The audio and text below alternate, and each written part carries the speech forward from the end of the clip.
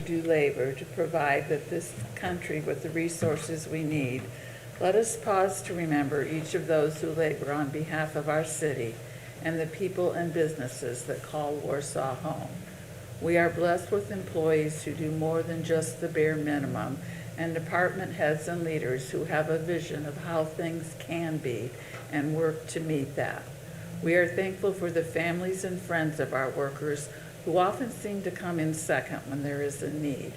We acknowledge their sacrifice and the part they play in getting the work of the city done.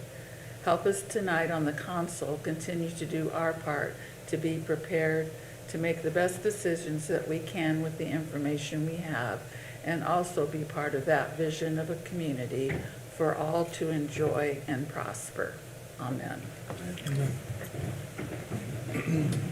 I pledge allegiance to the flag of the United States of America and to the republic for which it stands, one nation under God, indivisible, with liberty and justice for all. All right. Thank you, Diane. Let the minutes reflect all are present and accounted for. We have a full board tonight. With that, we'll ask for the approval of the August 21st council minutes. Remember, that was a budget review meeting, and we had obviously a few more items on there. Did you all see any edits required, or is there a motion to consider these as presented? Mayor, I'll make the motion to approve the minutes as presented. I'd second it. Thank you. Thank you. Any further discussion? All in favor say aye. Aye. Those opposed? All right. Welcome to all our visitors tonight. Good to see you here. It's a little cooler in here than outside. With that, Lynn, no reports. I don't have anything, no. All right. No unfinished business. Let's just dive into new business. Item 1. I wanted to just have, Cindy's been working on our nonprofit council contract, and if you remember earlier in the year, we had discussions about kind of realigning how we help the community, helped our nonprofits in the community. And we had several meetings, good discussion, and we settled this year on asking for requests from nonprofits that provide specific services to the city. One was a provision of public transportation services. Number 2 was animal control services. Number 3 was environmental protection, lakes and streams.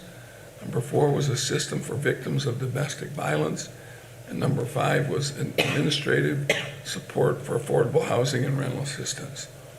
And with that, we changed our application process.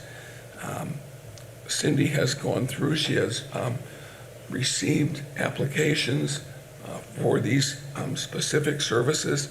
And again, the idea, these are services we feel required to provide but can't otherwise do on our own. And that has become the focus this year of our nonprofit requests. So with that, Cindy has provided a template here that shows who applied in what their specific category of service was. And with that, I know Cindy, you've worked hard on this. You've said it's a little bit more defined than it has been in the past, and I know there will be some questions. So Cindy, if you want to take it away. Sure. Let's go from there. Sure. Did everybody have that template Does pulled anybody up? need it? Okay. I got a copy there. Okay. It's on board pack now. Okay. Okay. Yes, I was telling the mayor that this year I actually felt pretty good after going through this, because I felt like we were really addressing the needs of a large number of our citizens through some of the agencies that we will be contracting with. I did, in the 2023 funding, I did, just for your reference, show what additional funds we had given in nonprofit grants in 2023, and that was $53,930. So those are ones that we will not be doing this year, and that amount would get applied to some of the others. We had some significant increases, one of which was Animal Welfare League, and Dan Woods is here, so we may have some questions for him. I think the other thing that's significant under Main Street Warsaw, or Warsaw Main Street, we have $30,000 in there toward a downtown coordinator, and that was per request of Hyatt Palmer or per recommendation, and I think we talked about that at a previous meeting. Also, per their recommendation, the facade grants will move from $25,000 to $50,000, and we've been at $25,000 for 20-some years now, and I think we all know that the cost when someone does something to one of these buildings and everything has gone up markedly. And so the theory is that we could provide $10,000 grants, or, they could be $5,000 to $7,500, but it will at least allow us to go up to $10,000, which again, when you see what some of the folks are actually spending on the buildings, but it is a good faith effort on the part of the city, I believe, to encourage that investment in the downtown. One of the new applicants was the Safe Harbor Child Advocacy. And again, if you would like for somebody to come in from that group at our next meeting, I would be glad to ask them to.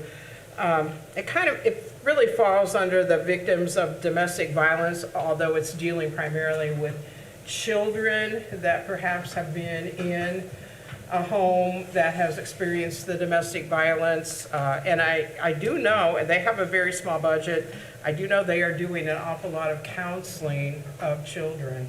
And so we felt that would fall into that. And we kind of divvied up the funding between the Kosciuszko Shelter for Abuse and Safe Harbor.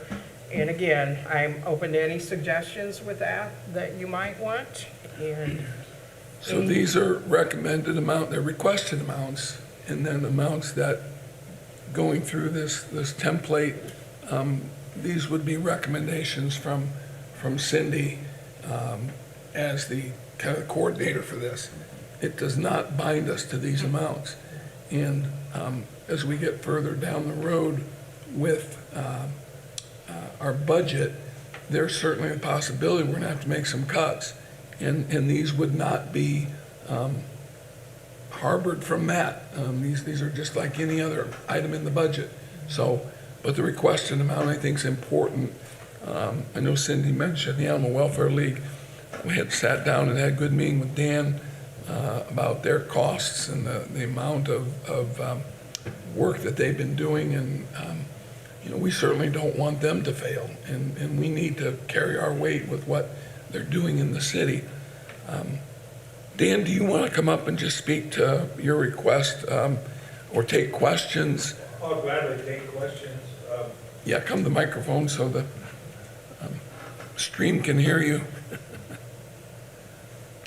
Dan provided us with the number of animals that were picked up for the last several years and how that's been trending. And this is just within the city. Yeah, we finally have gotten to a point where we break down every month where animals come from. And we have gotten, after the last year was our first year we could do it and follow everything. Last year, 2022, we had 1,660 dogs and cats dropped off and one pig. And so out of that number, 480 came from Warsaw. And when we say from Warsaw, that's inside the city limits. About 400 were dropped off by people, 90 some were dropped off by Tug. And we had a couple hoarding incidents where we had 20 animals at one time dropped off. So last month, just to give you an idea, last month we had 42 animals dropped off inside the city limits, and Tug brought us 4. So we had 46 animals last month come from Warsaw. We've got the same problem everybody does, and that's wages. We've basically had people working from $9 to $13 an hour, scooping up after dogs and cats all day long. And we have really worked hard at getting the wages up. But it's still, it's a tough deal. Projected budget for Animal Welfare League for next year is about $616,000. $375,000 of that will be wages.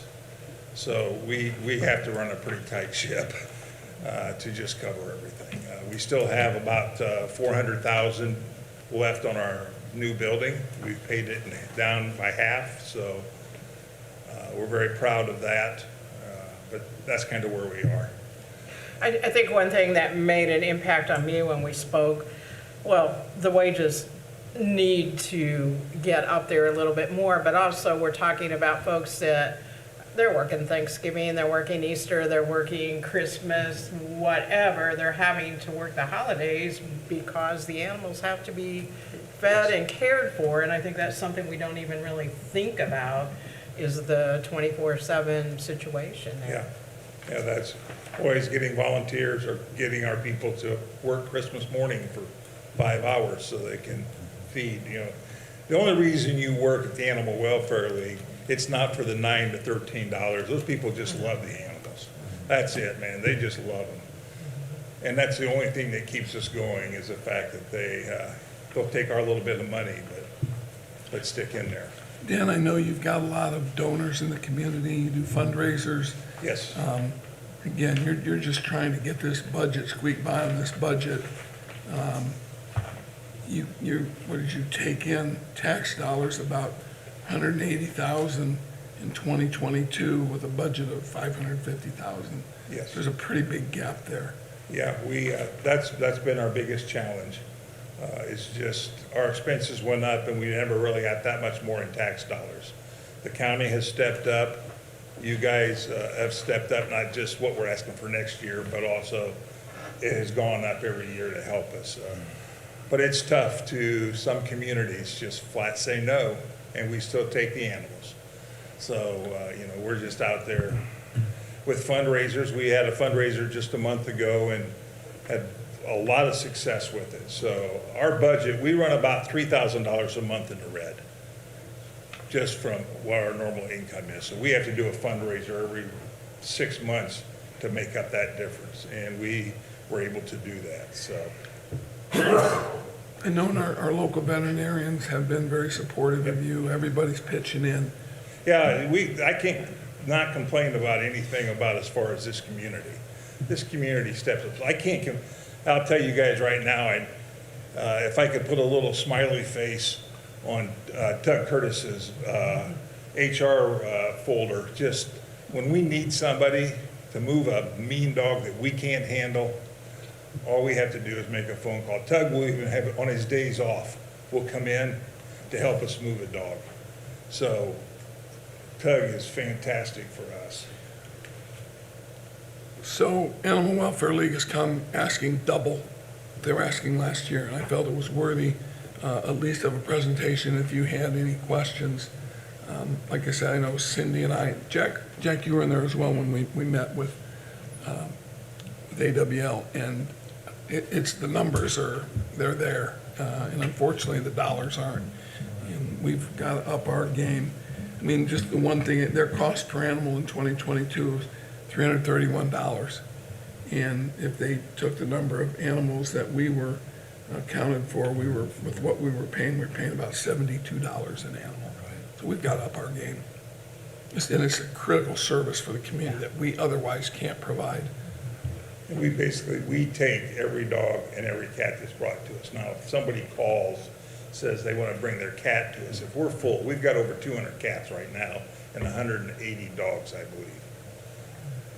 Sometimes we reach a point where we can't take any more cats.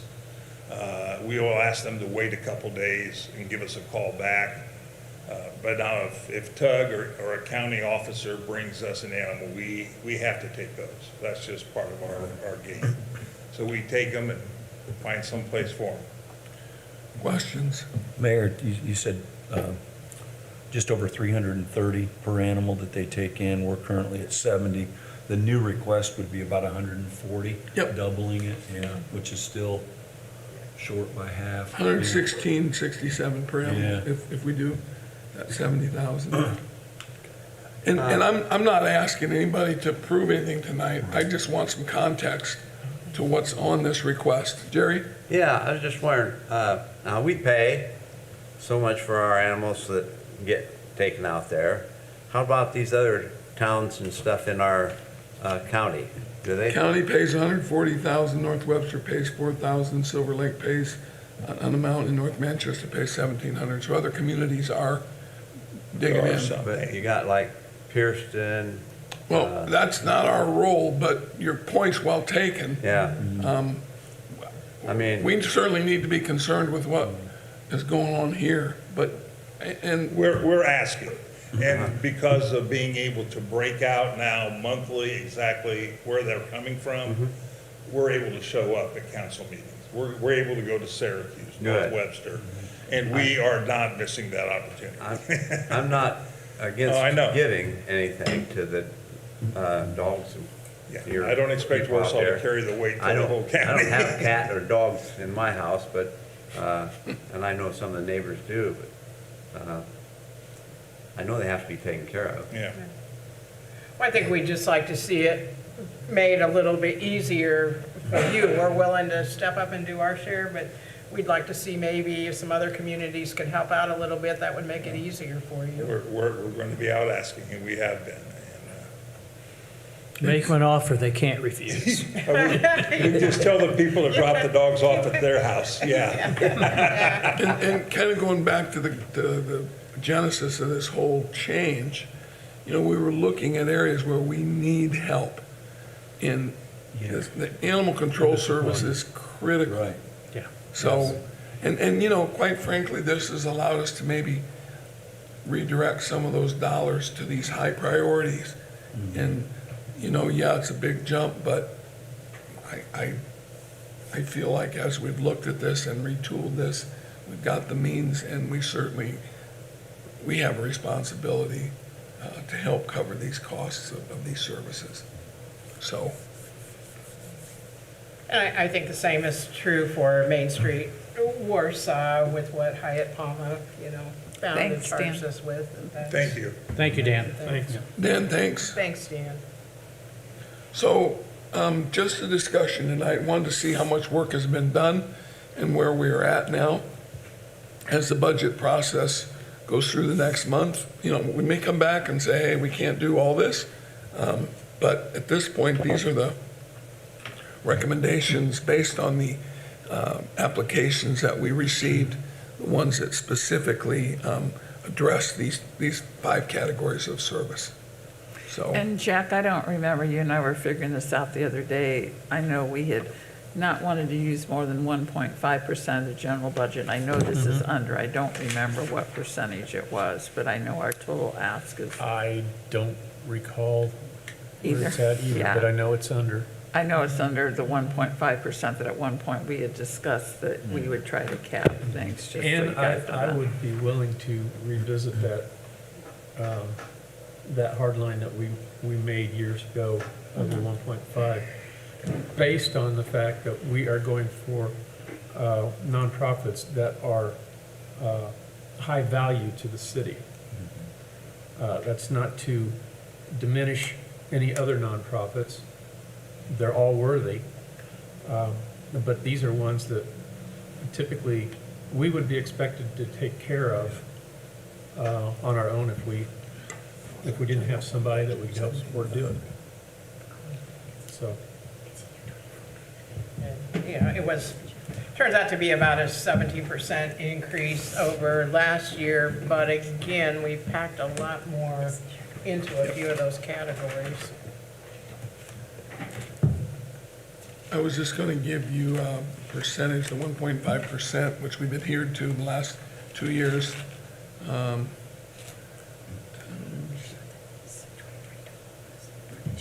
that would be that. We can do it from the previous year. Let's do that, 16,570. Whoops.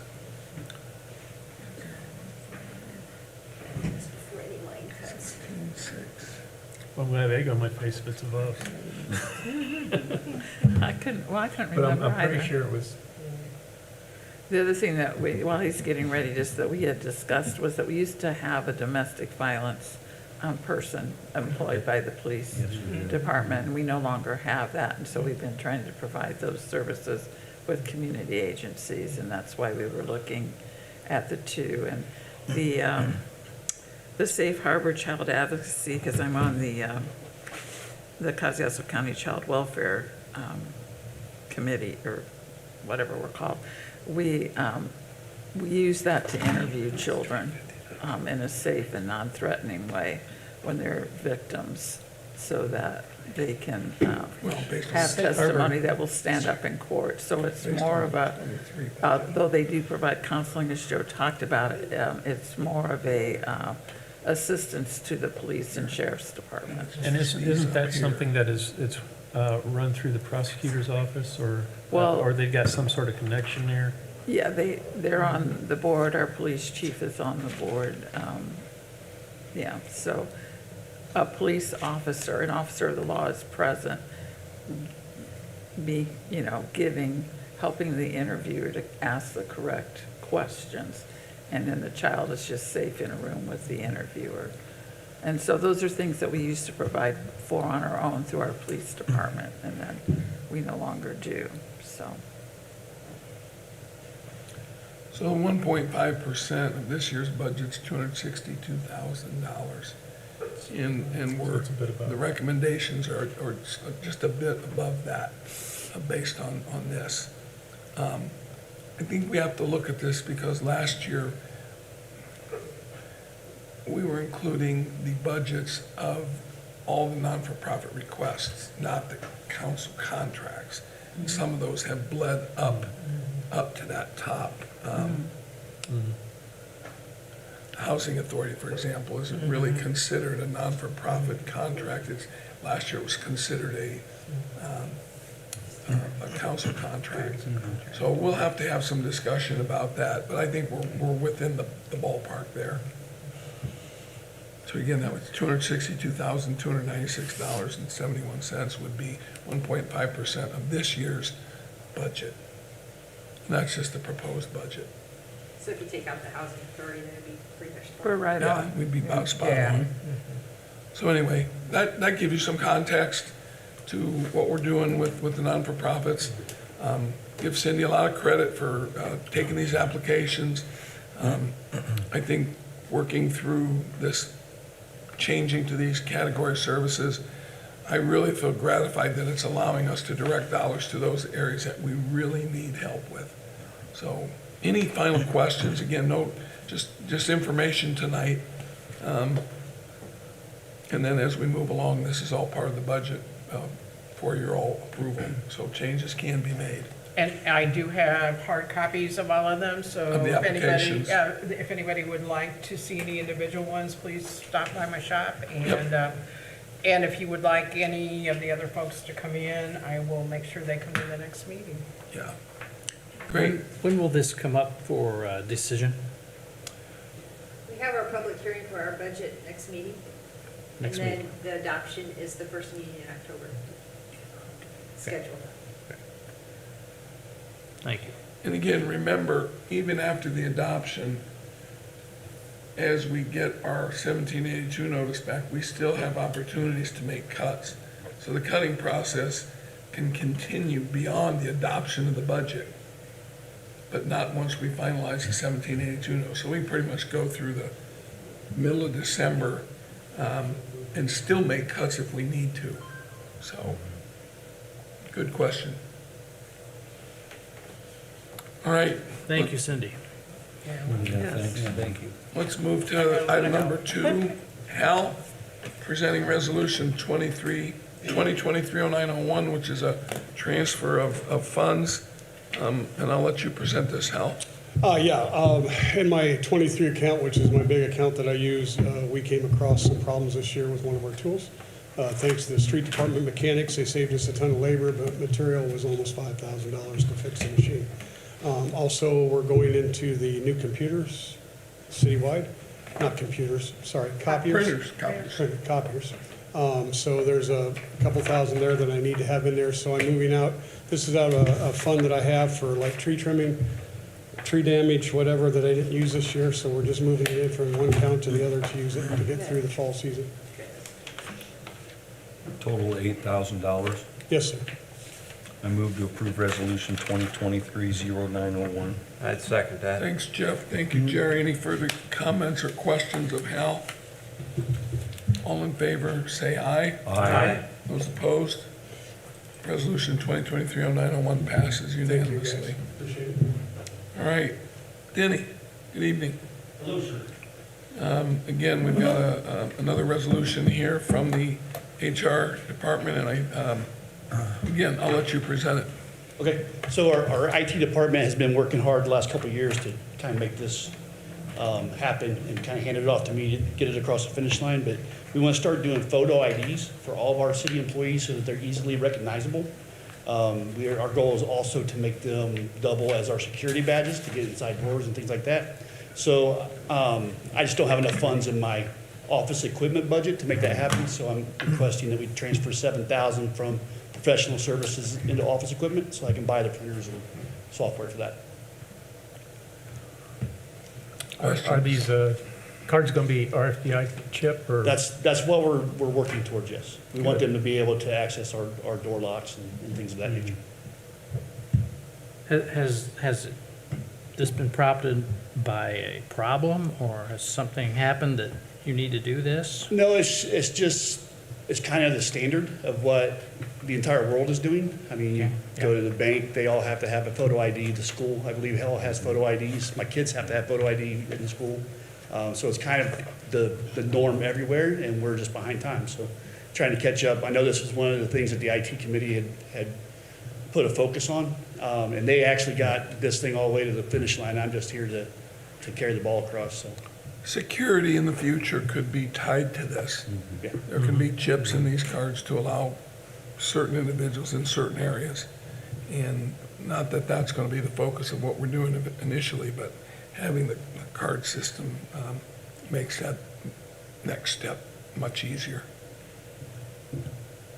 And the ID is good also for people that go out in the field or to people's houses. They don't see any Identify kind of city, themselves, right? yeah, markings or whatever. They don't know they're really a city employee. When do you anticipate maybe taking that next step to the security aspect of it, or will these help?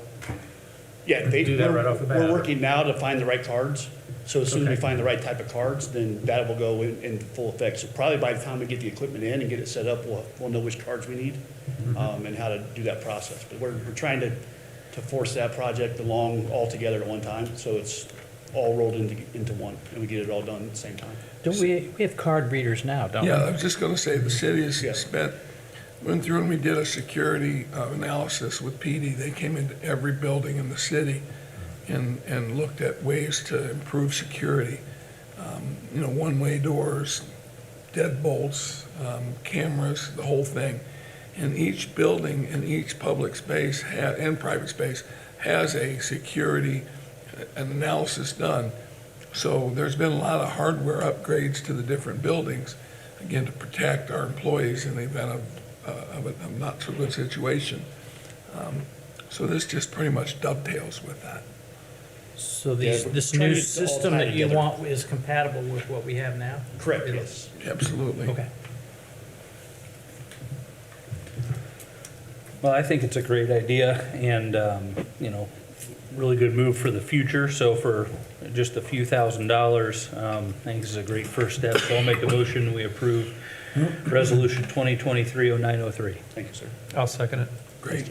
Any final questions? All in favor, say aye. Aye. Those opposed? All right, thank you. Passes unanimously. All right, our final item of the night is Resolution 2023-0902. Mr. Deere Task Force, Councilman Gross, has been working at this since I can remember, and even times I can't remember. 17 years. Yep. So, He's got a polished product this year, and with that, I'll let him present. He's asking for your approval tonight, Resolution 2023-0902. So Jeff, I think first thing is just explain specifically what you want, what you're asking for, and then you go back and give all the history. This resolution will create what are called nuisance zones, and through ordinance, it will allow us to place qualified archers that have gone through training and they've been admitted into our program to hunt in what are labeled as reduction zones within the nuisance zones. If you look at the last page, Exhibit A, it's almost the entire city has been marked. It really doesn't come into play again for this year like it has for countless other years because the state has labeled our entire jurisdiction as an urban zone. So our entire city, according to the state, is a nuisance zone. And this will allow our archers, we had training on Thursday last week at the Warsaw Police Department, our 17th year. We had, I think, over 50 archers apply. Our management team selected 40 veterans for this year, and happy to say 5 new members to our team that have never participated before. They were able to go through the application process, the shooting range, and some Q&A. And so this year we have, I think it's 45 officers. This just happened. They're being notified online. Everything is online. Several of the members of our team, a couple years ago, I think I told you, everything is online. The archers log in, all the forms, all the paperwork is through their phone. And I think the mayor has seen it before I've shown you, and I have access to it. Every time they go out into the field, we know, the log is filled out, we know what they've seen, what they did they take an animal, that kind of thing. So it's just really neat how this program has evolved and what we are able to do. 17th year, we are over 650 deer taken, closer to 700. I believe this year, we have a couple years we're trying to finalize some of the numbers, but I went all the way back to 2006. I believe this year we could go over 700 deer taken, over 90% are doe, which is staying true to a reduction effort.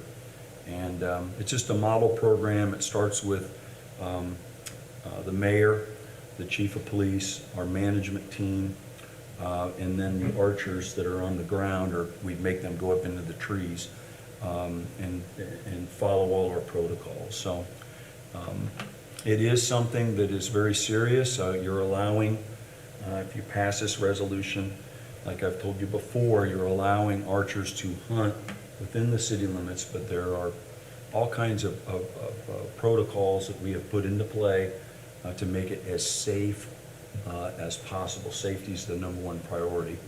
And we're in the maintenance phase, and we have been for years. And we've been able to take anywhere from 30 to 50 deer over the past several years.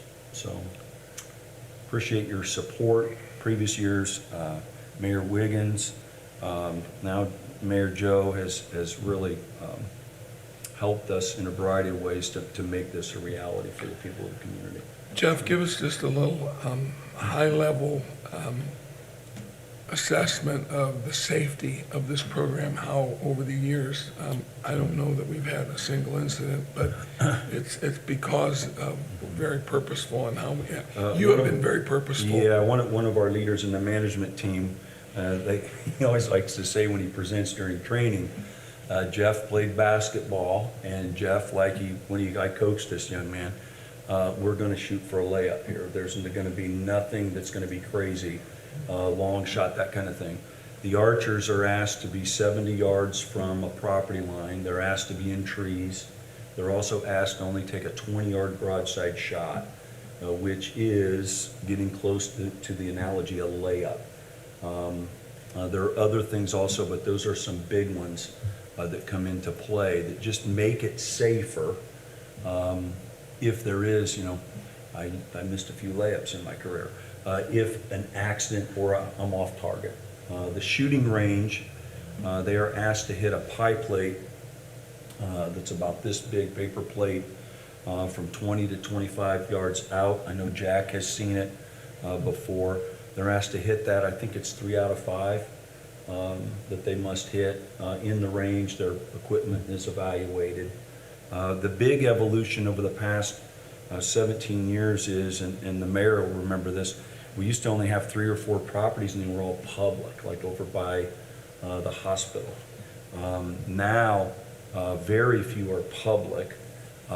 Most of the properties that we are on, usually over 20, close to 25 every year, are private landowners in the city that have properties that fit our protocols, and then our archers are allowed with landowner approval to hunt. The biggest problem now, because of our safety protocols, is getting our archers into areas where we still see deer. We have a problem. A lot of residents get frustrated at times. Why aren't you, Jeff, in our neighborhood or our area? Well, we sort of are. We're close, but there aren't any properties that we have access to hunt. And so that's been, you know, the mayor can remember when it was, we don't want you hunting, you know what I mean? It was the fear, what is happening? And now, most of the concerns I get are, why aren't you in our area? That kind of thing. So I just appreciate your support in the past. Again, this resolution will allow our archers. Urban zone status means the season begins on the 15th. The 15th, that's 10 days. And ends on January 31st. It's an extended calendar because of that urban zone status also. Yes? Just to throw something else too, because they hunt in my zone, if they wound one, I get phone calls, because other guys are coming and they're gonna find that deer at night. So I don't mind, they park on back on us, so they're hidden type things, but the hunters really, I mean, these are top notch. I know guys or friends that hunt, don't care if they hit one and go. These guys, they'll track for hours and bring hunt buddies in if they think they wounded. It is team play.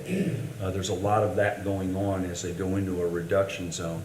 And if there is an issue, it's never perfect. Like I said, again, we've got all these guidelines, but they're in the field, they're up in trees, it's hunting. Countless times, like Hal has mentioned, phone calls are made, and then trackers go in and assist, and the whole idea is nobody even knows. It's that ninja approach to promote safety. We don't want anybody to be upset, concerned. Law enforcement also, if there ever is an issue, law enforcement is called in and they also assist with any kind of concerns or complaints. So it's I was thinking of the ID badges. I need to talk to you about our archers having, we give them these ID badges with the mayor's number, mine, the chief of police. But it'd be nice to have photo ID. Hello, I am from this, I am participating in the deer reduction effort. And then a resident that has concerns would see their face or a tracker. We're legit. So that'll be probably something we'll be knocking on your door here next fall. Yeah. So you're being asked to consider this resolution tonight. I think, again, this program has evolved into a safe program, an effective program, and we're just asking to give it another year. Efforts by my team, one last thing. You'll hear earn a buck, you will hear nuisance zones, you will hear reduction zones, urban zones. This program, like the mayor said, because of this team effort, starting with the mayor and I 17 years ago, has been a model for other communities throughout the state, even the state of Indiana. The language that they use and protocols that they've established. So that's a pretty neat thing for our entire team. Many of these guys have been working, volunteering for me for 17 years. So really neat. Thanks, Mayor. Well, as someone who lives in a woods and I see deer on my property frequently and wishing I saw a hunter once in a while, I would make a motion that we accept Resolution 2023-0902. And I'll second it, living in a place where Oakley and I are tracking deer and getting them out of the neighborhood for the neighbors, so. It's healthy. And thanks for all your work. Yeah. All right, any final comments? Yes, I just hope the next mayor will support this as much as you. Jack, I no longer I will think be the next- chairman. I've I already was just talked to gonna him. say, the next mayor's gonna have to find somebody to pass this on Yeah, there you to. go, on the yeah, council. chairman. I'm working on that, yeah. Yep, that's funny. That's All right. All right, all in favor, say aye. Aye. Those opposed? All right, resolution 2023-0902 passes unanimously. All right, other matters that may come before the council. Mr. Mayor, I'd like to give you an update on the ARPA funds grant application process that we've been going through. We currently have a draft that we hope to be able to all look at real closely at the next meeting. The application may look a little bit different than some of the discussions that we've had in the past, but in discussions with the city attorney and the many different nonprofits that he has been on, we opted to try to go more in a direction of making the application a lot like some of the grants that the city tries to get or writes for a grant.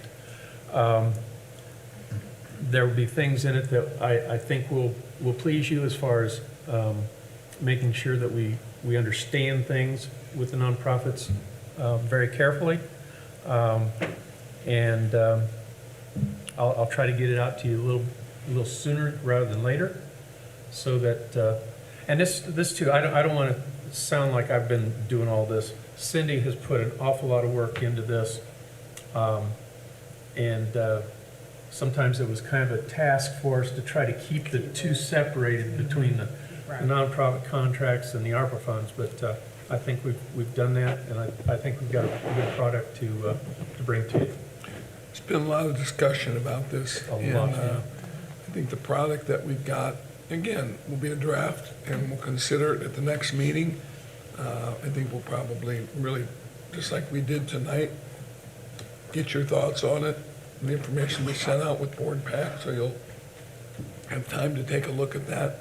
I'm sure individually, if you had a question, Jack or Cindy or myself would be happy to meet with you. So thanks for bringing that up, Jack, and we'll look forward to that on the 18th. All right, any other items carried forward?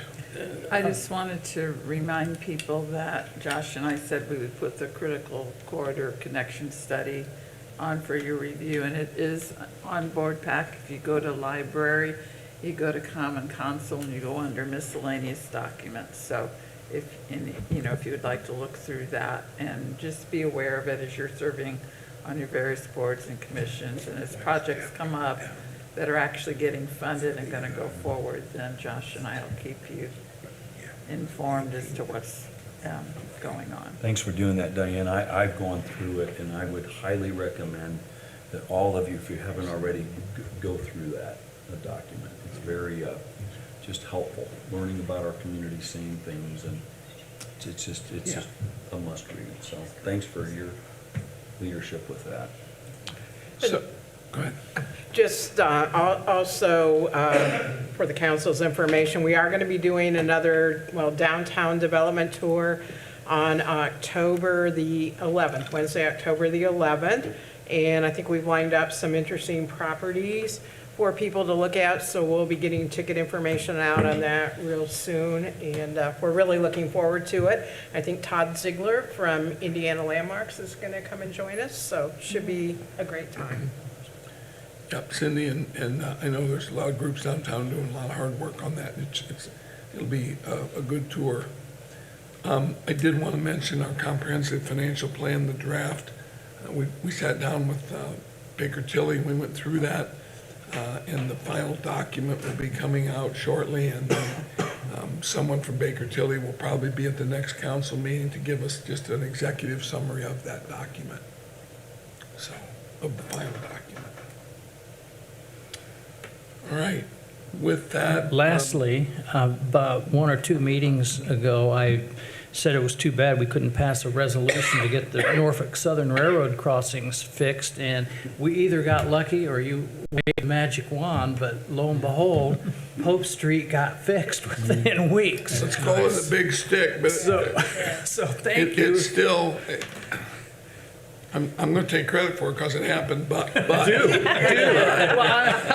I wanted to take credit for that. I was taking credit. I called him. I drove over and I immediately, when I got to school, I called him and I said, Pope Street, what's going on? Oh, my we've gosh. still got a few more interchanges at Yeah, a few crossings that more. might need some. Yeah. I'll so just let's keep not- mentioning him. Let's not overplay this, fellas. Yeah. Hey, guys in the press, let's not overplay this.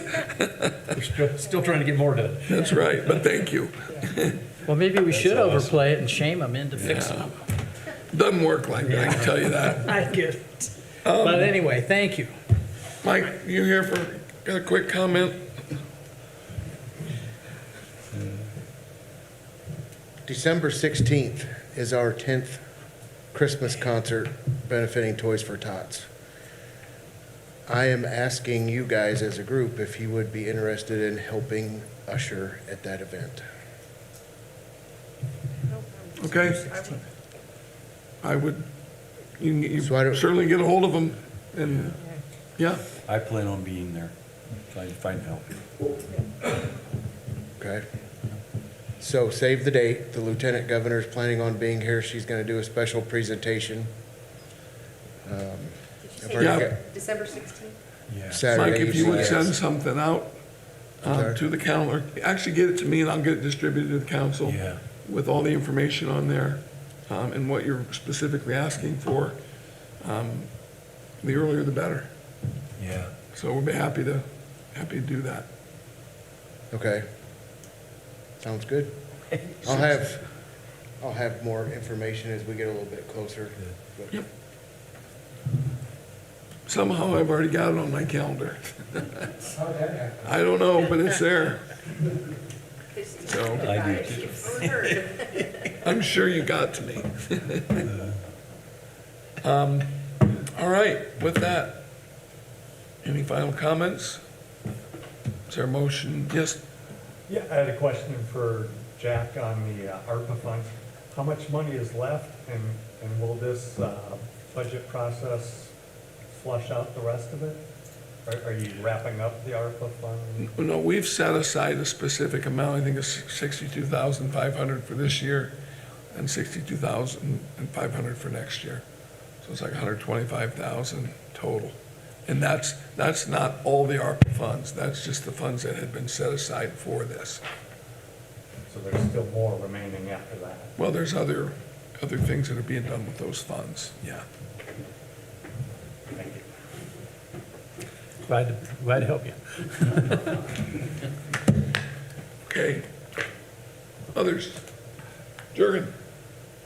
Yeah, real quick, I'm sure most of you know Lake City Ski was hosting the Louisville National Ski Tournament. Traditionally, it's been held in two cities. They were the only ones that had sites big enough for this tournament. The Saturday turnout, I think, was 4,000 people. The pool was over 10,000. We estimate an economic impact between $9 and $12 million.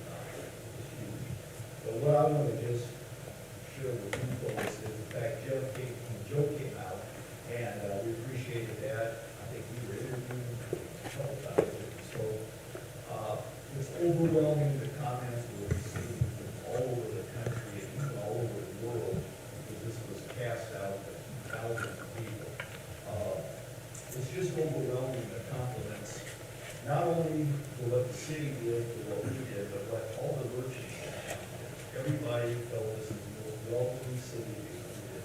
So thank you for all of you, the street department, the parks department, everybody pitched in, it was very successful. Thank you. Yeah, it was a wonderful event and extremely entertaining. I know you've all been out to see it, but they're competing and they've got putting their best foot forward, so I really enjoyed it. Oh, you came in fifth. Got fifth, made it, 300 teams. yeah. I would like to say that on the Saturday of the tournament, I had more people at one time in my shop than I have ever had before. And I do believe a lot of them were here for the tournament, and they came when they took a break. All right. Let's go home. Is there a motion to adjourn? Yeah, he's motioning we adjourn. Second? All right, thank you all. Yeah, I was one tired Thanks, puppy at Jack. the end of that day. I have never had that many people at one time in my shop. It was like crazy. Thank you for coming, Dan. Yeah, oh, yeah, I think, yeah, but I'll put another one up. I'm gonna put it together.